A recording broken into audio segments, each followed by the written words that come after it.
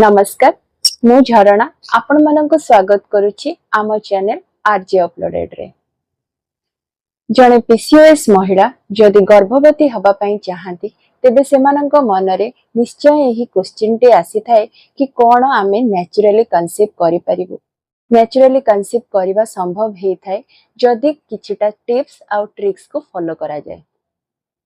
साधारणतः पीसीओएस महिला मानकर टाइम रे पीरियड आसी न थाए कि ठीक समय रे ओव्युलेशन हे न थाए। ओव्युलेशन डेरी हे थाए, किछि किछि क्षेत्र रे ओव्युलेशन हे भी न थाए। ओव्युलेशन रो अर्थ कोन? प्रत्येक मासरे जणे महिलांकर शरीररु एग रिलीज हे थाए जोटा कि कुहा जाय थाए ओव्युलेशन रो समय।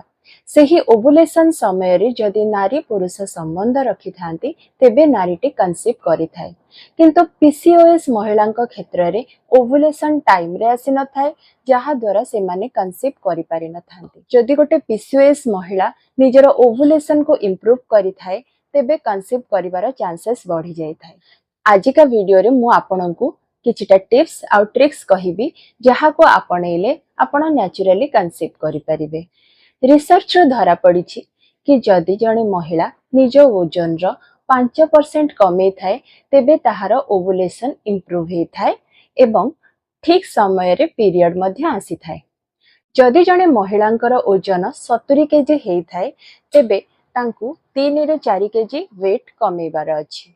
तेबे सेमानकर पीरियड रेगुलेट हवा सहित सेमानक ओव्युलेशन टाइम रे आसी थाए, हार्मोन मध्य बैलेंस रे रही थाए। तेबे एहाकु करिबा पई जणे नारी को प्रत्येक दिन वॉकिंग करिवार अछि। सप्ताह को 2 रु 3 थर हेवी वर्कआउट करिवार अछि। एतिकी रूल को फॉलो कले गोटे नारी 5% वेट रिड्यूस करि थाए। एहा सहित निजर डाइट को मध्य फॉलो करिवार अछि। जणे पीसीओएस महिला को बाहरर जंक फूड, फास्ट फूड एवं चीनी जातीय जिंस अवॉइड करिवार अछि। बहुत जन पीसीओएस महिला बहुत लेट राति रे खाई थांती जहा हार्मोन इनबैलेंस करिवार गोटे मुख्य कारण हे थाए। तेणु करी आपनको राति रे जल्दी खाइबार अछि। आपण आपणक आहार रे प्रचुर परिमाण रे प्रोटीन, फाइबर एवं चीनी को कम ऐड करिवार अछि। जेते आपण प्रोटीन जातीय खाद्य खाइबे एहा आपणक हार्मोन को बैलेंस करि थाए। जेमिति कि डाली, अंडा एवं बहुत भलो पनीपरिबा, सबुज पनीपरिबा एवं बहुत प्रकार फल ए सब को आपणक डाइट रे ऐड करिवार अछि। पनीर, क्षीर ए सब को भी मध्य आपणक डाइट रे ऐड करि परिबे। जेते कम परिमाण रे चीनी जातीय जिंस, फास्ट फूड आपण अवॉइड करिवे। एहा करिबा द्वारा आपणकर हार्मोन बैलेंस हे थाए जहा द्वारा पीरियड रेगुलर हे थाए जोथि पई ओव्युलेशन टाइम रे आसी थाए। एबे तो मु आपनको डाइट विषय रे कहिली। सेकंड स्टेप टी हला ओव्युलेशन ट्रैकिंग। ओव्युलेशन माने तो मु आपनको प्रथम रु ही कहि सारिथिली कि प्रत्येक मास नारी शरीर रु गोटे एग टी रिलीज हे थाए, सेही समय को ओव्युलेशन कुहा जाय थाए। आपण आपनको ओव्युलेशन डेट किमिति जानिबे? आपण ओव्युलेशन किट यूज करि परिबे। ओव्युलेशन किट आपण आपणक पीरियड डेट को नेकरी यूज करि परिबे। एथि पई ओव्युलेशन ट्रैकिंग ऐप मध्य उपस्थित अछि। आपण आपणक मोबाइल ले ओव्युलेशन ट्रैकिंग ऐप डाउनलोड करंतु एवं आपणक पीरियड रा डेट दियंतु जहा द्वारा आपण आपणक ओव्युलेशन रा एग्जैक्ट टाइम जानि परिबे। आ सेही समय रे जदि आपण ओव्युलेशन किट यूज करूछंती तेबे आपण आपणक ओव्युलेशन डे को जानि परिबे। सेही समय रे संबंध रखिले कंसीव करिवार चांसेस बढ़ी जाय थाए। जदि आपण ओव्युलेशन किट यूज करि पारो नाहंती तेबे आपण डॉक्टर को पचारि करी एहार व्यवहार करि परिबे। अदरवाइज आपण अल्ट्रासाउंड फॉलिकुलर मॉनिटरिंग करि परिबे।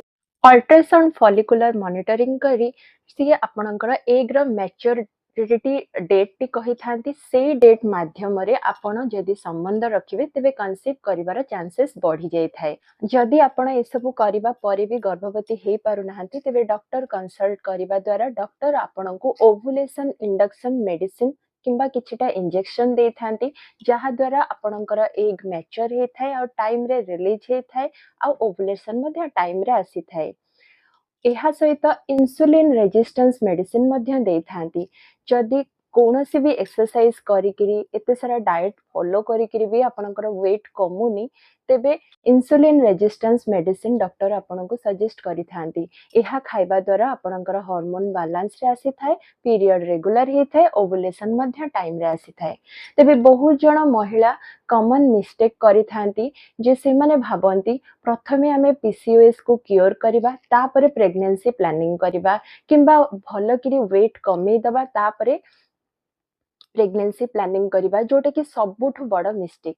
पीसीओएस को भलरे क्योर करी हुए नहीं, एहा को मैनेज करी ही थाए किछिटा डाइट किछिटा टिप्स को फॉलो करिकी। जदि आपण एहा को मैनेज करि दियंती एहा आपणकर हार्मोन को संतुलित रखिबा सहित ओवुलेशन को टाइम रे आनिबारे सहाय्य करि थाए। तेणु करी मु आपणको जेतिकिटा टिप्स कहिली एतिकी टिप्स फॉलो करिबा द्वारा नेचुरली बहुत पीसीओएस महिला कंसीव करि पारिछंती। तेबे आजिर वीडियो जदि आपण माननकु हेल्पफुल लागि थाए मो वीडियो टी को लाइक करिवे, शेयर करिवे, सब्सक्राइब करिवे। आजि पई एतिकी, पुणी देखा हबो आउ एक नुवा वीडियो रे। रहुछि, नमस्कार।